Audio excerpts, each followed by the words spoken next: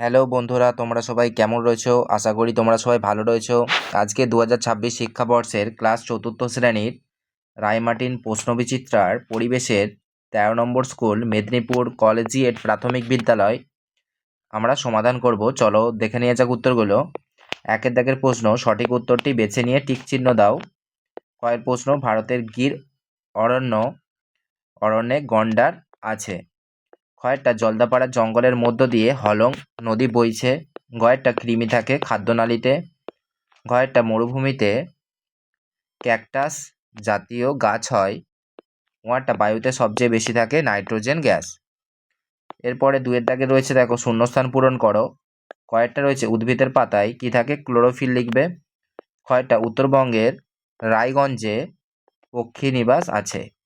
কয়েকটা সুন্দরবনের নোনামাটিতে ঠেসমূল লিখবে, ঠেসমূল যুক্ত গাছ দেখা যায়। ঘরটা কলকাতার পাশ দিয়ে হুগলি নদী বয়ে গেছে। ওয়ার্ডটা একসময় মরিশাসে লক্ষ লক্ষ ডোডো পাখি বাস করত। এখানে পাখি লিখে দেবে, ডোডো পাখি। ছয়টা দাঁত হলো আমাদের শরীরের সবচেয়ে শক্ত অংশ। এরপরে তিনের দাগে যেটি বেমানান সেটির তলায় দাগ দাও। কয়েকটা হৃৎপিণ্ড করবে।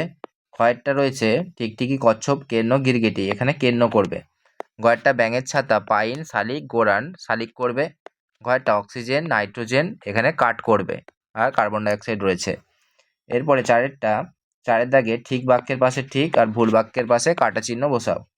কয়েকটা শ্যাওলা একটি জড় পদার্থ, ভুল হবে। কয়েকটা প্রত্যেক বস্তুর কিছুটা ভর আছে, ঠিক দেবে। কয়েকটা আরশোলার সিট দ্বারা আছে, ভুল। কয়েকটা নাইট্রোজেন গ্যাস আমাদের শরীরের পক্ষে অত্যন্ত প্রয়োজন, ভুল হবে। পাঁচের দাগের বাম দিকের সঙ্গে ডান দিক মিলিয়ে পাশাপাশি লেখো। বাম দিকে রয়েছে কয়েকটা শরৎকাল, শরৎকালে কি হয়, কাশফুল, তাহলে এটা ক লিখবে। কয়েকটা মরুভূমির জাহাজ হচ্ছে উটকে বলে, তাহলে এটা খ। জলে ভাসমান গাছ হবে কচুরিপানা, তাহলে এটা গ। আর হচ্ছে কাঁটাওয়ালা প্রাণী হচ্ছে সজারু, তাহলে এটা ঘ। এরপরে রয়েছে ছয়ের দাগে নিচের প্রশ্নগুলির পূর্ণবাক্যে উত্তর দাও।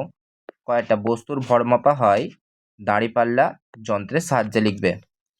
কয়টা সর্ষে ও লোহার গুঁড়োর মিশ্রণ থেকে সর্ষে আলাদা করা যায় কিসের সাহায্যে? উত্তর লিখবে চুম্বকের সাহায্যে। কারণ কি? কারণ চুম্বক লোহার গুঁড়োর মিশ্রণগুলোকে টেনে নেবে নিজের কাছে।